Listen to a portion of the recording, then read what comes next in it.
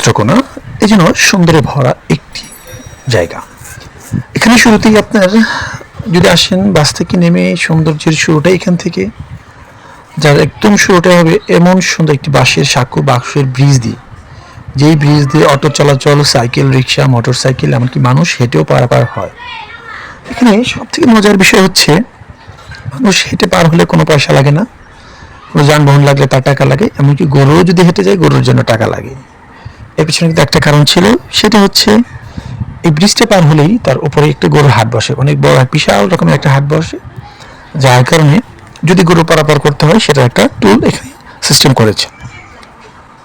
আর এত চমৎকার একটা ভিউ এখানে, যদি বেশি রোদ্রের ভিতরে যান তাহলে হচ্ছে ভিউটা হয়তো ফিল করতে পারবেন না, বাট বর্তমান সময়ে যে ওয়েদারটা আছে এই ওয়েদার এটার জন্য পারফেক্ট।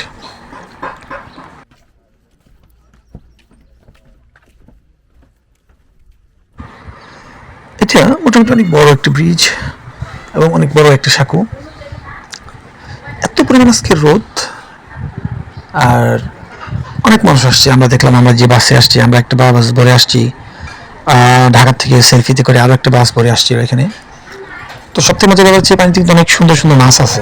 এই মাছগুলো আসলে একদিন থাকার উদ্দেশ্যে যাওয়া হয় তাহলে খাওয়া যায়, বাট এমনি তো নর্মালি খাওয়ার সুযোগ নেই। আর আরেকটা মজার ব্যাপার, এখানে আপনার ব্রিজের ফাঁকি কিন্তু ছোট ছোট আপনার সাইড করে বড় করে বা স্কোয়ার করে রাখছে যাতে ছবি তোলা যায়।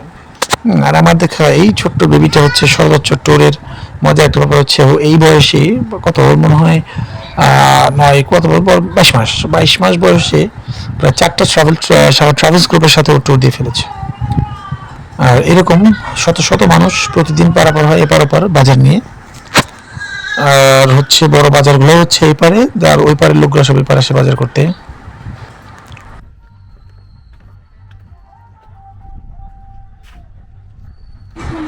এখানে ঐতিহ্যবাহী ইঞ্জিন চালিত বোটগুলো আছে।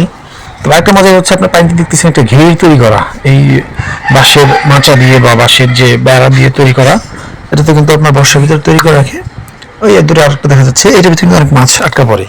হ্যাঁ, একটা সময় করে এই মাছটা ধরে মাছ মেরে রাখায়, খুব মজা। এটা চমৎকার, আমি আমাদের কোথাও আমি এটা দেখিনি, এটা মানে নতুন একটা এক্সপেরিমেন্ট ছিল এই সিস্টেম করে মাছ ধরাটা।